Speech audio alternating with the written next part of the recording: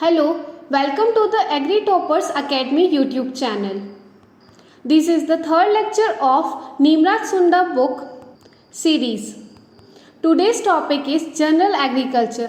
In the last lecture, we have learned about History and Evolution and General Agriculture first part.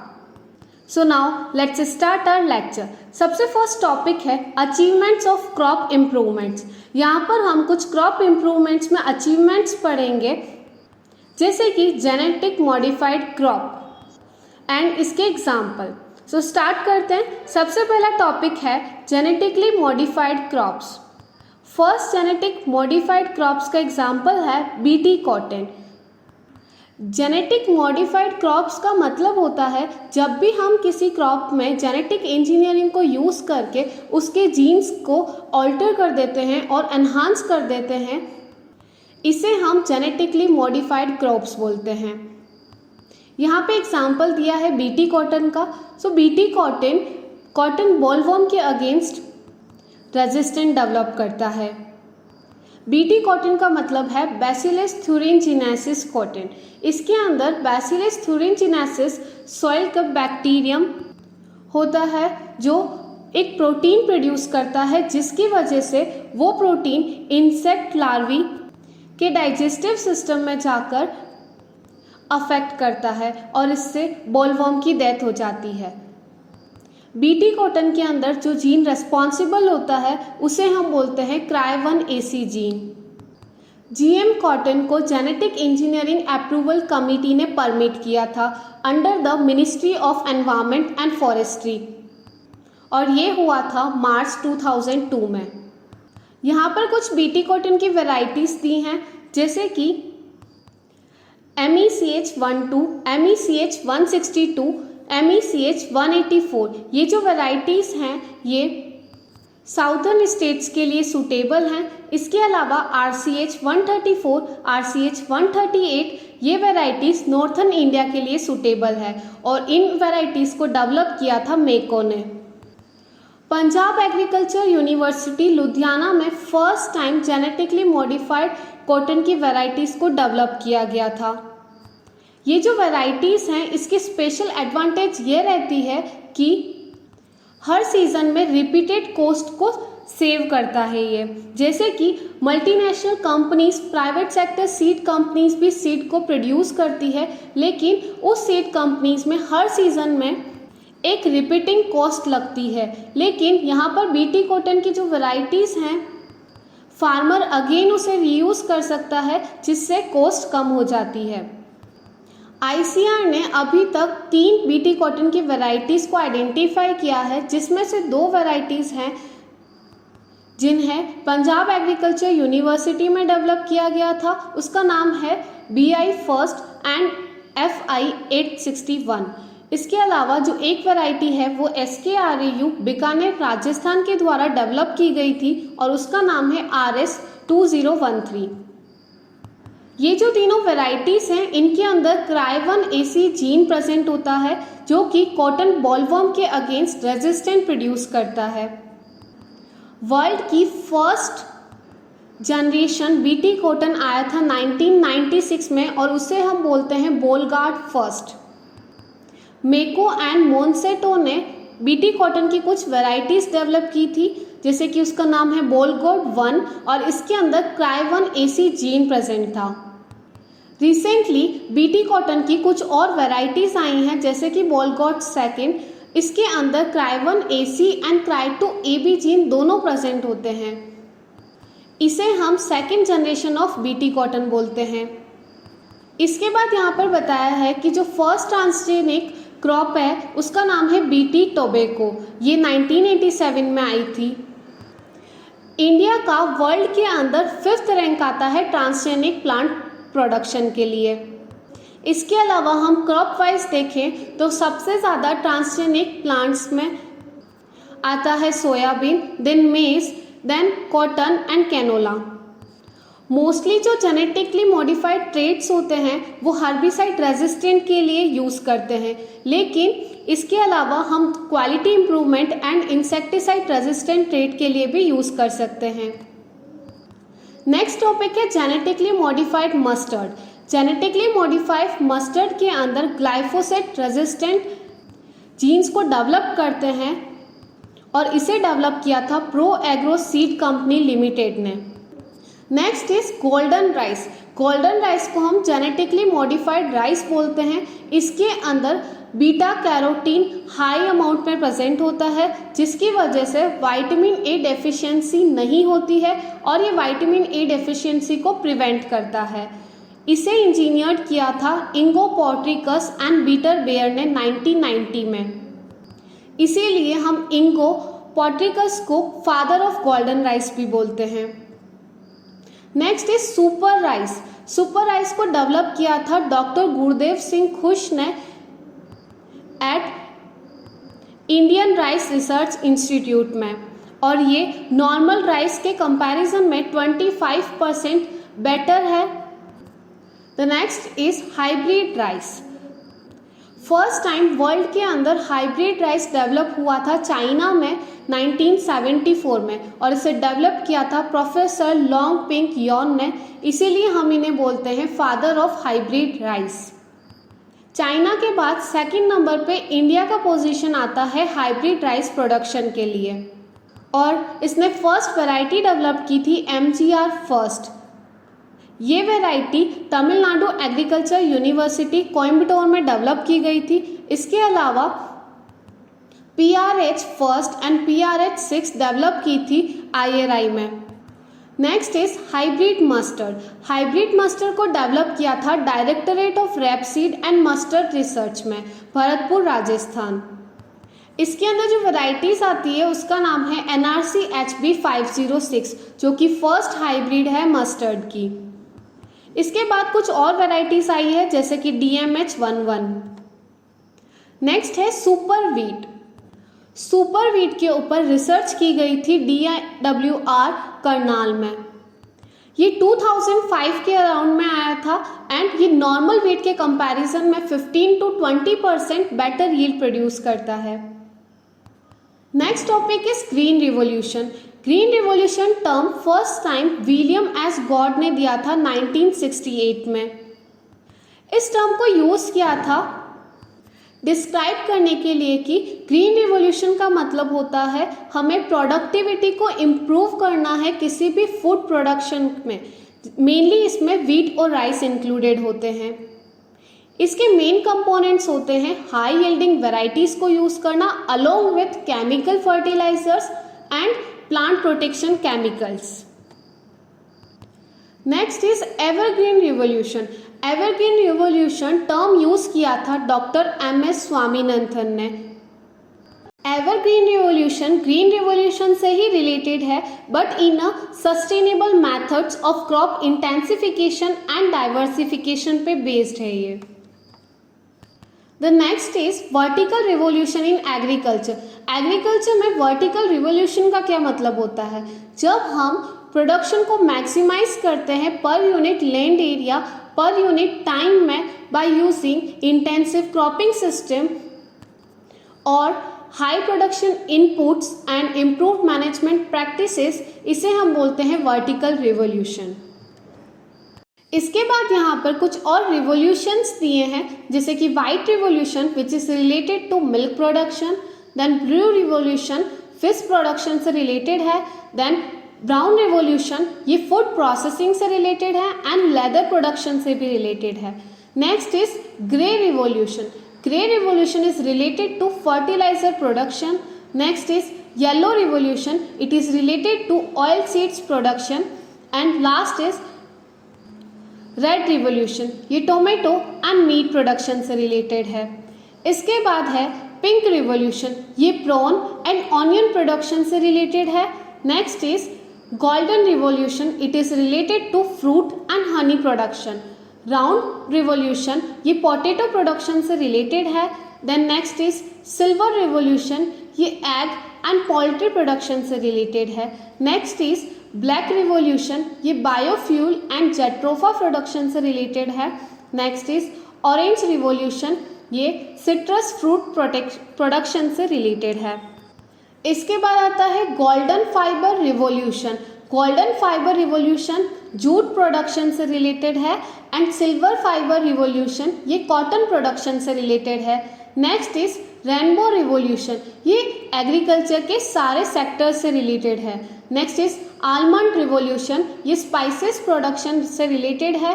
Then protein revolution, it is related to pulses production. Then saffron revolution, ये solar energy से related है। Next is sweet revolution, ये B keeping से related है।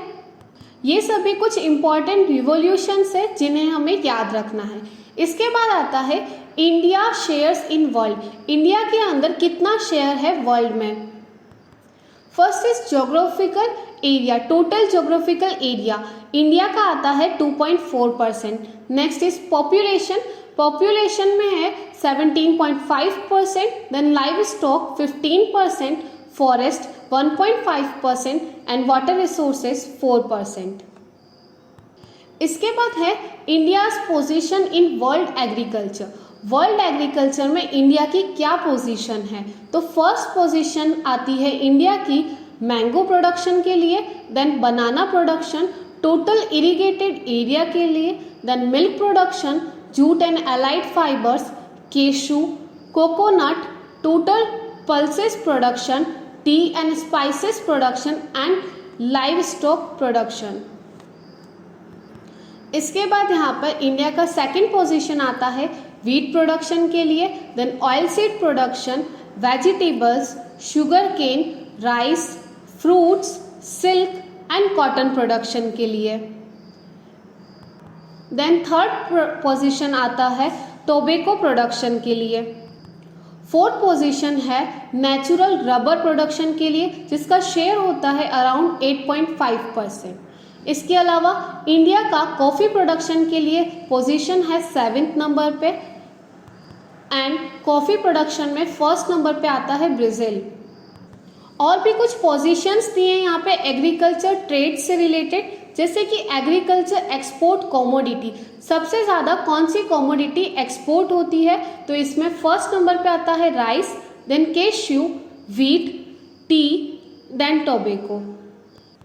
And agriculture import commodities, India में सबसे ज़्यादा कौन सी कॉमोडिटी इंपोर्ट की जाती है। इसके अंदर फर्स्ट पोजीशन पे आता है vegetable oil, then cashew, followed by pulses, then fruits. इसके बाद यहाँ पर कुछ इंपॉर्टेंट ईयर्स दिए हैं जो कि एग्रीकल्चर से रिलेटेड है। 2004 is international year of rice, 2005 denotes international year of physics, 2006 international year of desert and desertification, 2007 international year of water, 2008 international year of potato, 2009 international year of fibre, 2010 international year of biodiversity, 2011 international year of forest, 2012 international year of cooperative, 2013 international year of water cooperative, 2014 international year of family farming, 2015 international year of soil, 2016 international year of pulses, 2017 international year of sustainable tourism for development, 2019 international year of indigenous languages, 2020 international year of plant health, 2021 international year of fruits and vegetables, 2022 international year of artisanal fisheries and aquaculture, 2023 international year of millets and 2024 international year of camelids. ये सभी थे important years. इसके बाद आता है important days which are related to agriculture. First is world consumer day, ये होता है 15 मार्च को। Then world forestry day 21 March, Rajasthan day 30 March, world environment day 5 June, world population day 11 July, ICR day 16 जुलाई, ozone day 16 September, world food day 16 October, women in agriculture day 4 December, world soil day 5 December and Kisan day ये होता है 23 दिसंबर को। इसे हम series wise अगर learn करेंगे तो ये ज़्यादा अच्छे से लर्न होगा। ये थे कुछ इम्पॉर्टेंट डेज। इसके बाद आता है the major schemes programmes of agriculture in India. India के अंदर कौन कौन सी मेजर स्कीम्स हैं, प्रोग्राम्स हैं जो एग्रीकल्चर से रिलेटेड हैं। First is national food security mission NFSM। ये लॉन्च हुआ था 2007 में। इसका ऑब्जेक्टिव होता है राइस, व्हीट एंड पल्सेस के प्रोडक्शन को एनहांस करना। इसमें राइस के प्रोडक्शन को एनहांस करते हैं 10 मिलियन टन, व्हीट के प्रोडक्शन को 8 मिलियन टन एंड पल्सेस के प्रोडक्शन को 2 मिलियन तक। NFSM में एक और प्रोग्राम ऐड हुआ है जिसे हम बोलते हैं एक्सीलरेटेड पल्सेस प्रोडक्शन प्रोग्राम। इसके बाद यहाँ पर 4 मोर क्रॉप्स को ऐड कर दिया गया था जिनका नेम है cotton, jute, sugar cane and coarse cereals. NFSM में जो फंडिंग पैटर्न होता है नेशन एंड स्टेट का वो होता है 60:40 के रेशो में। सेकेंड स्कीम आती है राष्ट्रीय कृषि विकास योजना। ये लॉन्च हुआ था 2007 में। इसका ऑब्जेक्टिव होता है कि एग्रीकल्चर एंड अलाइड साइंसेस में 4% ग्रोथ को इंक्रीज करना। इसमें भी फंडिंग पैटर्न होता है 60:40 for nation and state. Third है integrated scheme of oil seeds, pulses, oil palm in maize. ये लॉन्च हुआ था 2004 में। जब ये लॉन्च हुआ था उस टाइम पे 14 मेजर स्टेट्स को कवर किया था इसने, जिसमें oil seeds and pulses included थे एंड मेज के लिए 15 स्टेट्स को इम्प्लीमेंट किया था एंड ऑयल पाम के लिए 10 स्टेट्स में ये इम्प्लीमेंट हुआ था। 2014-15 में ये national mission on oil seeds and oil palm के साथ मर्ज हो गया था। इसके बाद आता है एग्रीकल्चरल टेक्नोलॉजी मैनेजमेंट एजेंसी। ये लॉन्च हुई थी 2004-05 में। इस स्कीम का ऑब्जेक्टिव था फार्मर्स एंड फार्मर ग्रुप्स का एक्टिव पार्टिसिपेशन। इसके अलावा non government organization, NGOs, Krishi Vigyan Kendra, panchayat Raj institution and other stakeholder operating at district level इनके एक्टिव पार्टिसिपेशन से रिलेटेड एंड ऑपरेशनलाइजेशन से related. Fifth is national horticulture mission. ये launch हुआ था 2005 में। इसे इम्प्लीमेंट करता है मिनिस्ट्री ऑफ एग्रीकल्चर और इसका ऑब्जेक्टिव था holistic development of horticulture sector.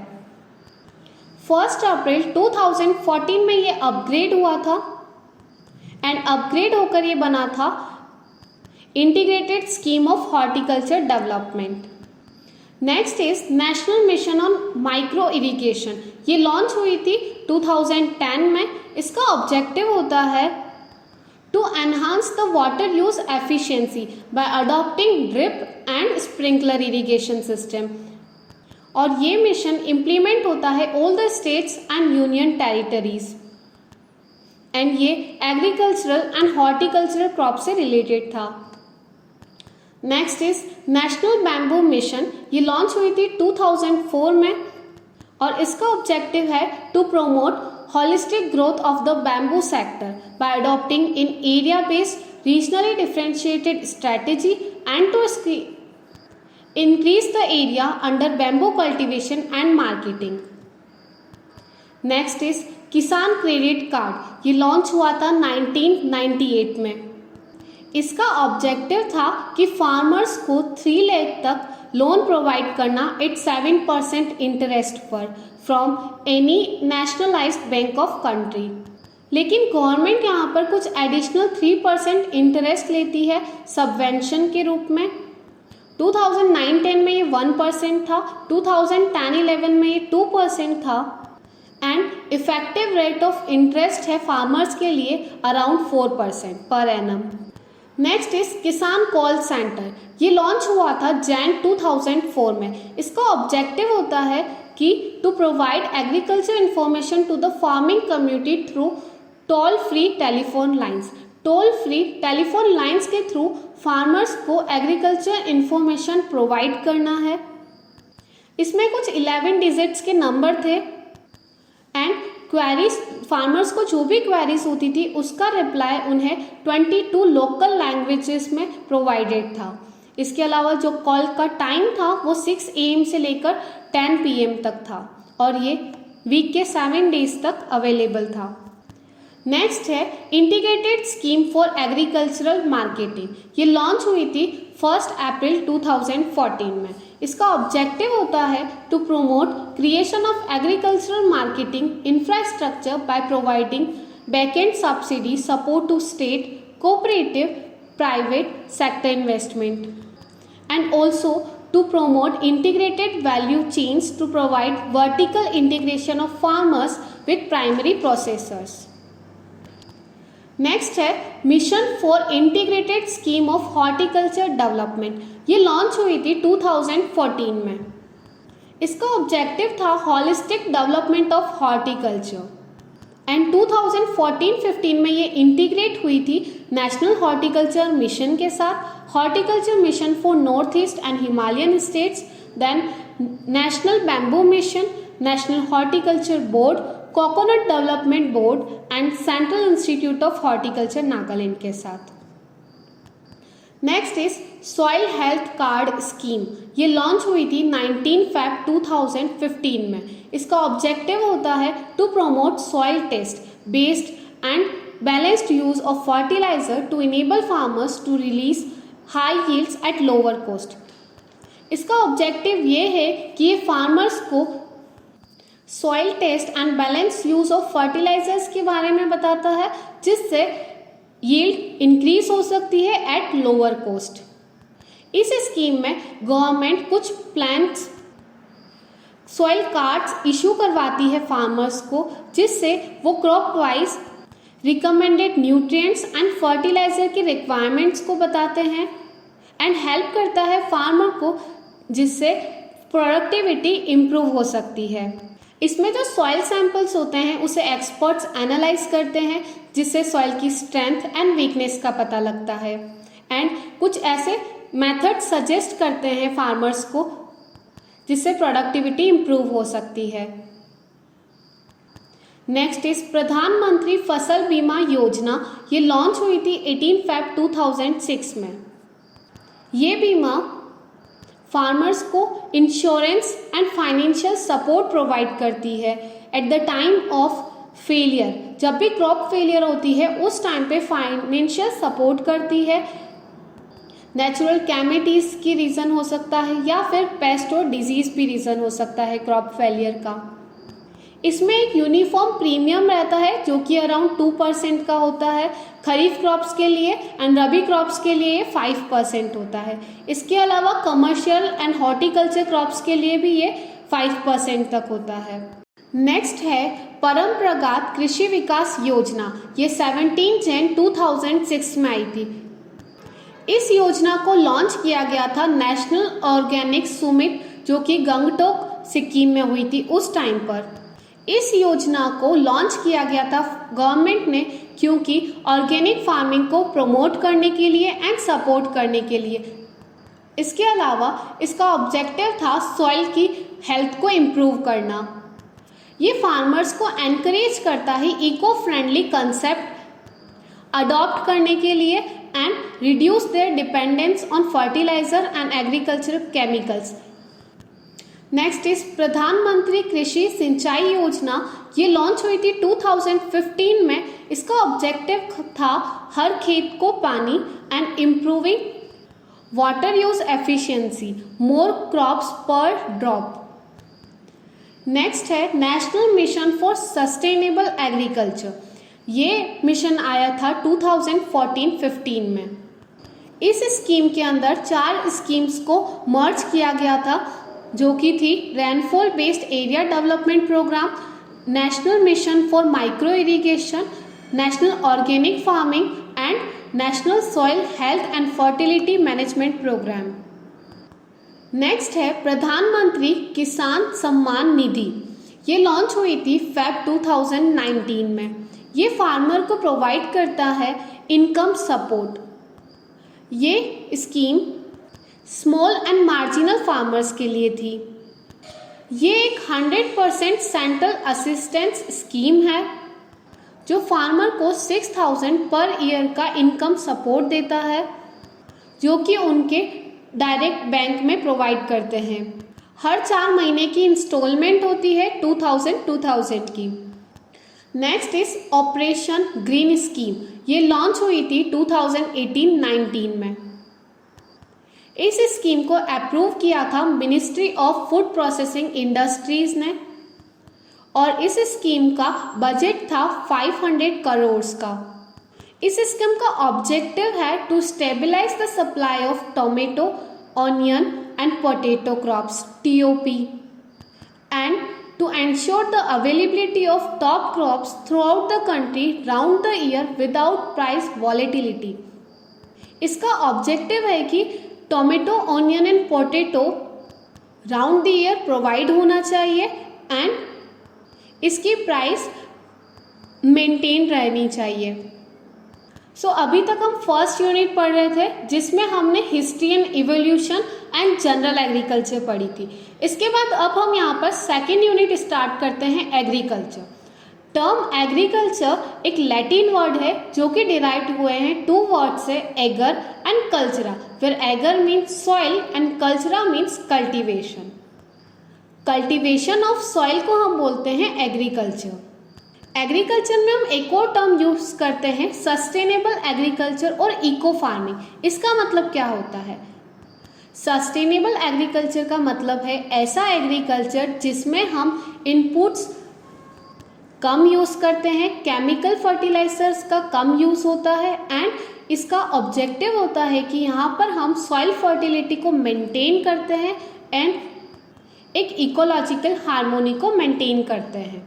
इसे हम ecological farming, natural farming, organic farming या पर्माकल्चर बोल सकते हैं। सेकंड यहाँ पे टर्म दी है शिफ्टिंग कल्टीवेशन। इसे हम लैंड रोटेशन या जूमिंग में बोल सकते हैं। इस टाइप का कल्टीवेशन हिली एरियाज में होता है, जनरली नॉर्थर्न स्टेट्स में, जैसे कि झारखंड, MP में। इसे हम स्लैश एंड बर्न एग्रीकल्चर भी बोलते हैं, क्योंकि यहाँ पर क्या होता है कि नोमैड्स हिली एरियाज पे पहले कल्टीवेशन करते हैं एंड कल्टीवेशन करने के बाद वो उस प्लेस को छोड़ देते हैं एंड शिफ्ट कर लेते हैं दूसरी प्लेस पे। इसकी वजह से सॉइल की प्रोडक्टिविटी लॉस हो जाती है। जब हम एक ही सॉइल पे बार बार कल्टीवेशन करेंगे तो न्यूट्रिएंट्स यूटिलाइज होने की वजह से सॉइल फर्टिलिटी लूज हो जाएगी, एंड इसीलिए हम शिफ्टिंग कल्टीवेशन करते हैं, जिसमें हम एक लैंड पे कल्टीवेशन करने के बाद उसे बर्न कर देते हैं एंड बर्न करने के बाद नेक्स्ट प्लेस पर शिफ्ट कर लेते हैं। थर्ड टर्म यहाँ पर है रेस्पॉन्स फार्मिंग। रेस्पॉन्स फार्मिंग के बारे में स्टीवर्ट ने 1988 में बताया था। रेस्पॉन्स फार्मिंग का मतलब होता है हम मॉनसून सीजन को प्रिडिक्ट कर लेते हैं कि इस टाइम पर रेनफॉल होने वाली है, और प्रिडिक्शन करने के बाद हम उसी के बेसिस पे क्रॉप्स को मैनेज करते हैं। नेक्स्ट टर्म है प्रिसीजन फार्मिंग। इसे हम साइट स्पेसिफिक फार्मिंग भी बोल सकते हैं।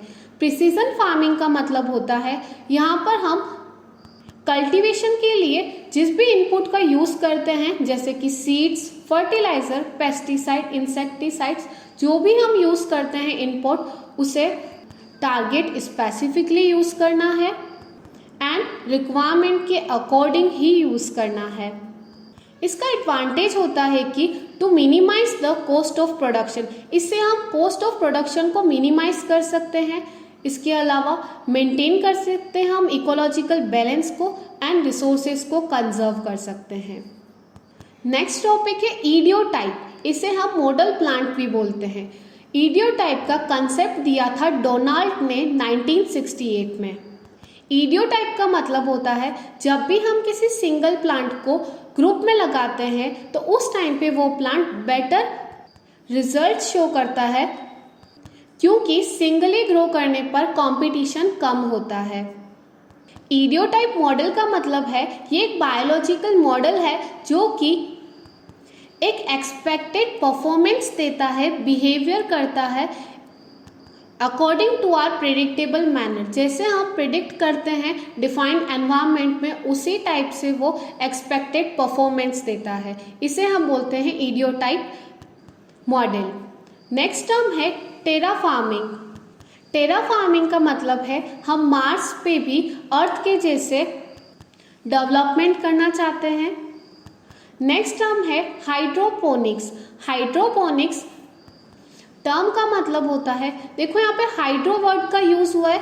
हाइड्रो का मतलब होता है वाटर, तो यहाँ पर हम प्लांट्स को ग्रो करते हैं सॉइल लेस कंडीशन। इसमें हम सॉइल का यूज नहीं करते हैं, जबकि हम यहाँ पर वाटर का यूज़ करते हैं कल्टीवेशन के लिए। वाटर के अंदर का हम कुछ ऐसा सॉल्यूशन बनाते हैं जिसकी वजह से हम फ्लावर्स एंड वेजिटेबल्स को ग्रो कर सकते हैं। नेक्स्ट टर्म है रेस्पॉन्स कर्व। रेस्पॉन्स कर्व के बारे में फर्स्ट टाइम सजेस्ट किया था हॉलीडे ने 1960 में। रेस्पॉन्स कर्व एक रिलेशनशिप बताता है प्लांट पॉपुलेशन एंड यील्ड के बीच में। दो टाइप्स के रेस्पॉन्स कर्व होते हैं, एक होता है एसिम्प्टोटिक रेस्पॉन्स और एक होता है पैराबोलिक। एसिम्प्टोटिक रेस्पॉन्स का मतलब है जब भी हमारा प्रोडक्ट पूरा ड्राई मैटर पे बेस्ड होता है, जैसे कि हम जब फॉडर क्रॉप्स लगाते हैं तो उस टाइम पे हमारा प्रोडक्ट पूरा ड्राई मैटर पे बेस्ड होता है। इसके अलावा इसका एक और एग्जांपल है टोबैको। इसमें जितनी प्लांट डेंसिटी इंक्रीज होगी, यील्ड भी उतना ही इंक्रीज होगा। इसका एग्जांपल है सीरियल क्रॉप्स और फॉडर। नेक्स्ट कर्व आता है पैराबोलिक कर्व। पैराबोलिक कर्व का मतलब होता है एक लेवल पे पहुंच जाने के बाद हम कितनी भी प्लांट डेंसिटी को इंक्रीज करेंगे तो यील्ड डिक्रीज होता जाएगा, क्योंकि प्लांट डेंसिटी को इंक्रीज करने की वजह से कंपटीशन बढ़ जाता है न्यूट्रिएंट्स का, एंड कंपटीशन की वजह से यील्ड डिक्रीज होना स्टार्ट कर देती है। इसके बाद यहाँ पर एक इम्पॉर्टेंट टर्म दी है जीरो टिलेज।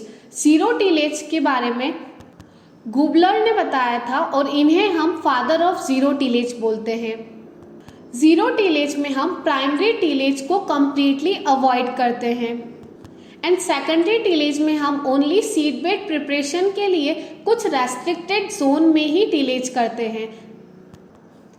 इस टाइप के टिलेज प्रोसेस में सॉइल सरफेस 50 to 100% सेम रहता है। यहाँ पर हम सॉइंग करने से पहले कुछ हार्बिसाइड्स का यूज़ करते हैं, जैसे कि पैराकोट, ग्लाइफोसेट, एंड जब तक प्लांटिंग नहीं करते हैं उस टाइम तक ये टिलेज ऑपरेशन चलता है। नेक्स्ट है टिल प्लांटिंग। टिल प्लांटिंग एक प्रैक्टिस है जो कि हम जीरो टिलेज में फॉलो करते हैं। इसमें आते हैं कुछ ऑपरेशंस, जैसे कि क्लीनिंग द क्रॉप रो। हमें जिस रो में क्रॉप लगानी है हम उसी रो में क्लीन करते हैं। Opening of soil for seed insertion. Seed insert करने के लिए हम सॉइल को ओपन करते हैं, देन सीड प्लेस करते हैं। फिर सीड प्लेस करने के बाद हम सॉइल को सीड के ऊपर डालकर कवर कर देते हैं। नेक्स्ट टर्म है मिनिमम टिलेज। मिनिमम टिलेज का मतलब है हमें टिलेज ऑपरेशन को उतना कम यूज़ करना है जिससे हमें एक गुड सीड बेड प्रिपेयर हो जाए, रैपिड जर्मिनेशन हो सके, सेटिस्फैक्ट्री क्रॉप स्टैंड हो सके एंड फेवरेबल ग्रोइंग कंडीशन मिल सके। जितना नेसेसरी है हमें उतना ही टिलेज करना है। मिनिमम टिलेज का कंसेप्ट स्टार्ट हुआ था यूएसए के अंदर, क्योंकि 1974 में उस टाइम पर टिलेज की वजह से प्राइस इंक्रीज होना स्टार्ट हो गया था। यहाँ पर हम टिलेज ऑपरेशन करते हैं सीड बेड प्रिपरेशन करने के लिए। ये 30 to 50% क्रॉप रेसिड्यूज को सॉइल सरफेस पे ही रहने देता है, जिससे सॉइल की कंडीशन इम्प्रूव हो जाती है इन सिटू डिकम्पोजिशन की वजह से। इसमें वीट कंट्रोल करने के लिए हम हर्बिसाइड्स का यूज़ करते हैं। नेक्स्ट टर्म है ग्लोबल वार्मिंग। सब जानते हैं ग्लोबल वार्मिंग क्या होता है। जब भी अर्थ का टेम्परेचर इंक्रीज होने लग जाता है उसे हम ग्लोबल वार्मिंग बोलते हैं। इसका रीज़न क्या होता है कि अर्थ एटमॉस्फेयर के अंदर पॉल्यूटेंट्स की वजह से एक ऐसी लेयर बन गई है जो कि सन से आने वाली हार्मफुल रेस को एब्जॉर्ब कर लेती है एंड ओनली सम अमाउंट जो है उसे रिफ्लेक्ट बैक करता है, जिसकी वजह से अर्थ का टेम्परेचर रेज हो जाता है। मेजर यहाँ पे ग्रीन हाउस गैसेज होती हैं CO2 which is around 55%, then methane 25%, CFC chlorofluorocarbon 11% and dinitrogen oxide 4%।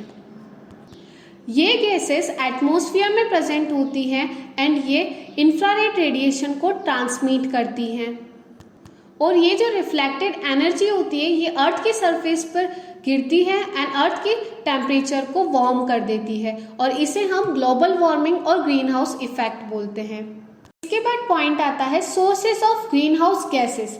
कौन कौन से सोर्सेस हैं जिसकी वजह से ग्रीन हाउस गैसेस रिलीज होती हैं। अभी हमने देखा था ग्रीन हाउस गैसेस में आता है carbon dioxide, methane, CFC and dinitrogen oxide. तो ये गैसेस रिलीज होती हैं from emission from automobiles, factories and industries. Developing countries के अंदर डिफॉरेस्टेशन होने की वजह से जब हम फॉरेस्ट एरिया को क्लीन करते हैं उसकी वजह से कार्बन डाइऑक्साइड का लेवल इंक्रीज हो जाता है and pedi field, live stock, nitrogen oxides, इनसे मीथेन गैस निकलती है एंड बेस फर्टिलाइजर से नाइट्रोजन ऑक्साइड गैस निकलती है। इन गैसेस की वजह से ग्रीन हाउस इफेक्ट होता है एंड ग्लोबल वार्मिंग देखने को मिलती है। लास्ट टॉपिक है effect of global warming on world and agriculture. Global warming की वजह से वर्ल्ड और एग्रीकल्चर पे क्या इफेक्ट होता है। फर्स्ट पॉइंट है ग्लोबल वार्मिंग की वजह से ओवरऑल अर्थ का टेम्परेचर इंक्रीज हो जाता है अराउंड 1.4 डिग्री फ़ारेनहाइट। इसकी वजह से क्लाइमेट के अंदर चेंजेस देखने को मिलते हैं और आइस मेल्ट होने लगती है पोलर रीजन्स पे एंड कोस्टल एरियाज में ये सी लेवल को भी इंक्रीज कर देता है। इसके अलावा वार्मर रीजन्स में ड्राउट देखने को मिलता है। मिलते हैं अब नेक्स्ट वीडियो में। Thanks for watching and don't forget to like, subscribe and share.